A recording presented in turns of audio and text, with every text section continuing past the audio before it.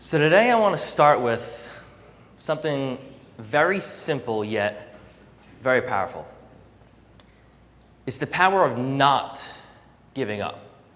And to give up, to be defined as to let loose or to cease from believing. You see, this power is what took me from lying in a hospital bed one day, unable to move my body, to where I am here today. So right now I'm going to give you both the story and the steps of how I did it and how you guys can as well. So let's rewind back to when I was a much younger kid. One of the things I loved to do was play sports, both soccer and surfing. Playing sports wasn't just playing sports for me. It was therapy.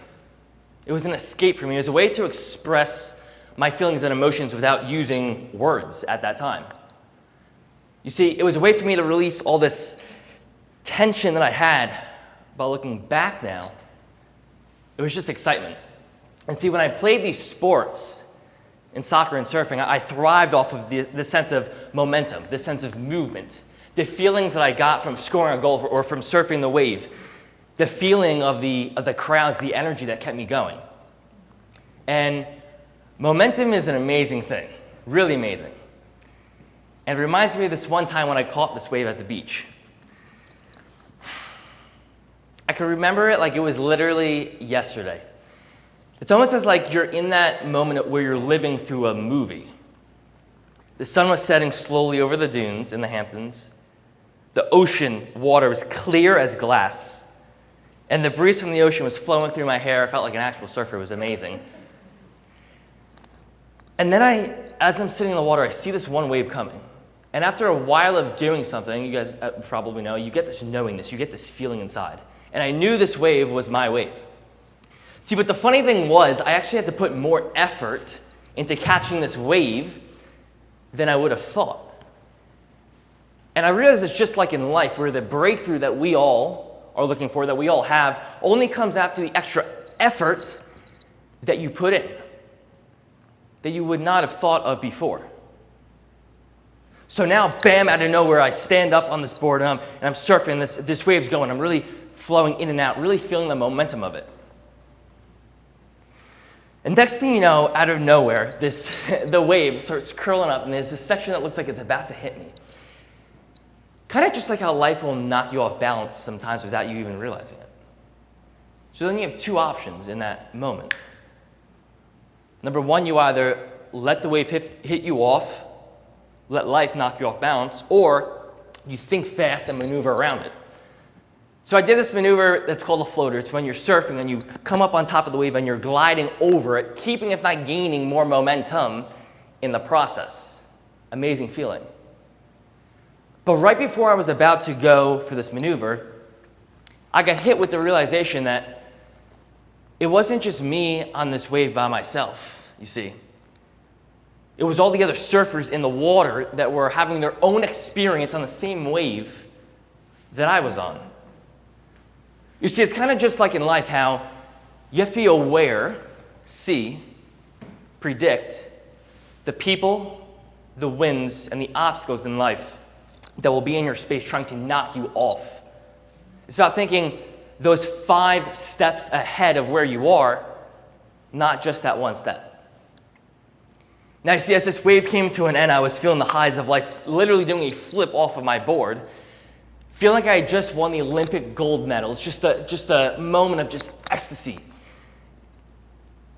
And you see, the interesting thing about life in that moment was, I wish that wave would have literally lasted forever. And what I found as well is that many people, us here today, have felt that same way, which is, wow, I hope this moment never ends.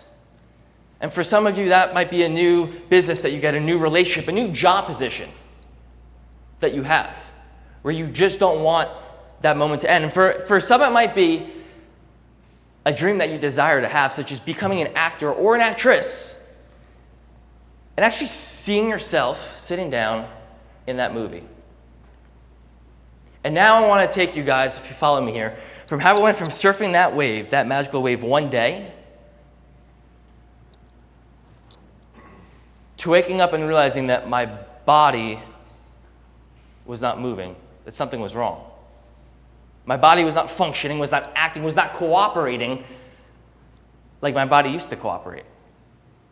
You see, now I wake up because I have a challenge. And my challenge was that I had developed a 48% spinal curvature in my back. The magnitude of this curvature was literally crushing one of my lungs, which made it very hard physically when I was younger to play soccer and to surfing because I could not breathe.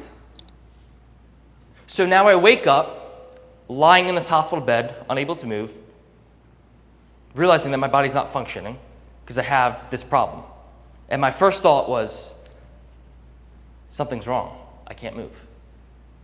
You see, in this moment now, the thought of ever riding any type of wave like that just seemed impossible. And what I found over the years is that many people feel the same exact way, which was what was once possible almost seems impossible. So the question is, what do you do? Follow me here. What do you do when it was once possible, then it became impossible? How do you make it possible again? You see, now as I'm beginning to relax, or should I actually say completely numbed out by the amount of drugs that they put me on in this hospital, the nurse comes walking into the room with her little cart, right? All easy, and says, Zach, can you please get up? We need to relearn, start therapy on how to walk again.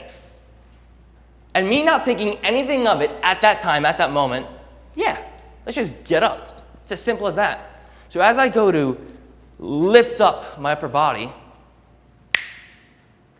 I get caught in the realization that I actually have zero muscle in my back. Zero. Cannot move. You see, 3 months of working on myself, improving on myself each and every single day was lost in a surgery less than 8 hours long. 3 months, 8 hours long. And now as I'm lying in this bed looking down at my feet in the seemingly pitch black room, I see this container by my feet, right? It's a container. And it's filled with this red liquid. I don't know.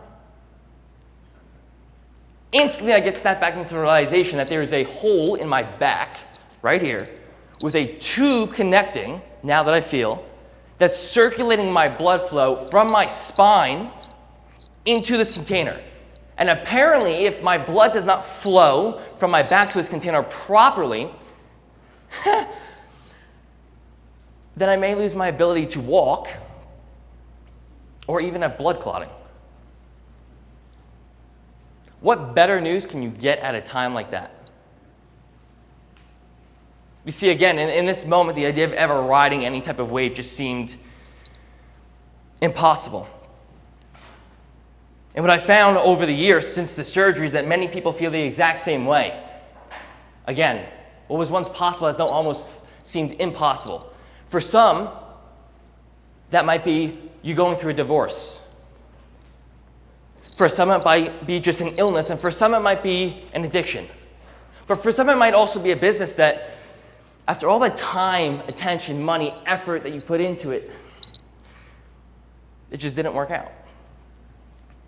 You see, funny enough, one of my first thoughts, lying in this bed, unable to move, was, when am I going to be able to do a single push-up again? To walk? To run? When am I going to be able to get back to my normal life, follow me here, or even better than my past normal life? And even if I could, how do you? How do I? How? I don't know. At that moment, I didn't. You see, now the question comes, which is, what do you do when it was once possible, then it became impossible? How do you make it possible again. So these are the three things that I've learned on how to go from impossible back to possible. It's what I like to call the 3 Ds. Number 1 is desire. I love desire. Oh my God. Desire is defined as the wanting or wishing of something better in the future to come. It's the emotional trigger for action. It's the lens, I love this. It's the lens through which all actions moving forward are seen. You see, laying in this hospital bed at that time, spine naked, body literally broken, I was in pain, tremendous pain. But I still had desire, I still had purpose.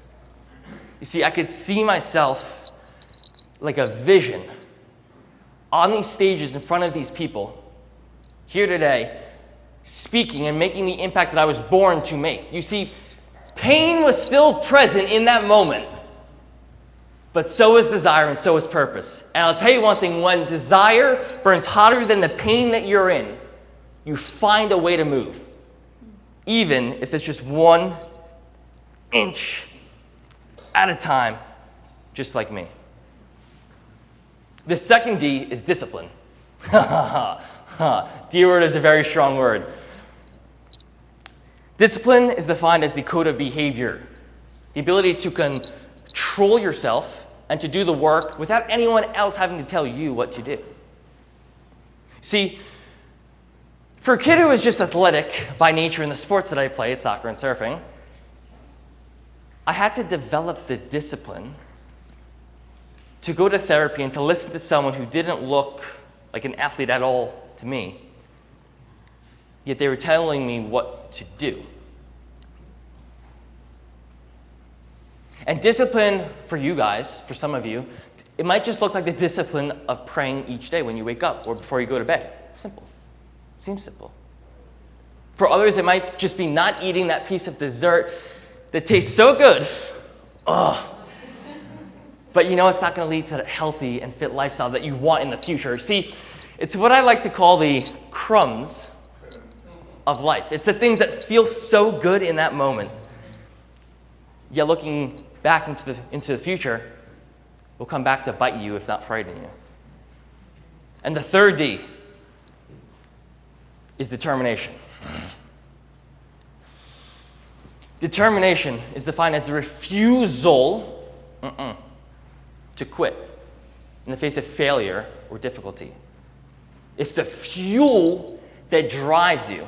It's the burn the ships mentality. It's what I like to call the bridge between who I am right now, who you guys are, and who you're becoming, what the beyond is.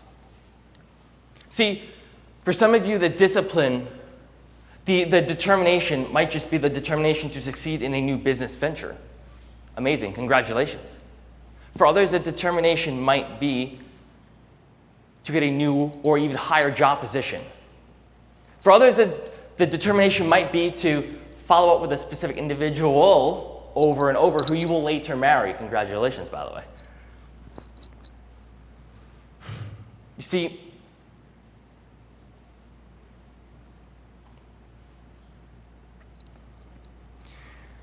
I want to tell you that I was able to go from possible to impossible back to possible.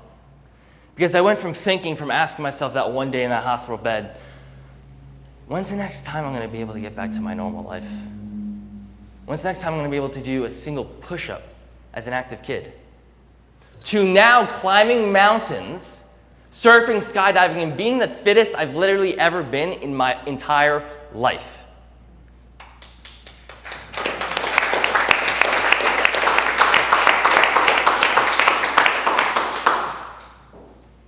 But remember, it wasn't too long ago that I was sitting in a hospital bed, unable to move, laying in a bed full of urine, having to press a button voluntarily to say, hey, I just humiliated myself and I need help. So to tell you that I went from possible to possible, back to possible, proves that I did because I'm standing here in front of you guys today. So somehow, some way, the steps that I took, they worked. And if they worked for me, they can work for you. Thank you very much.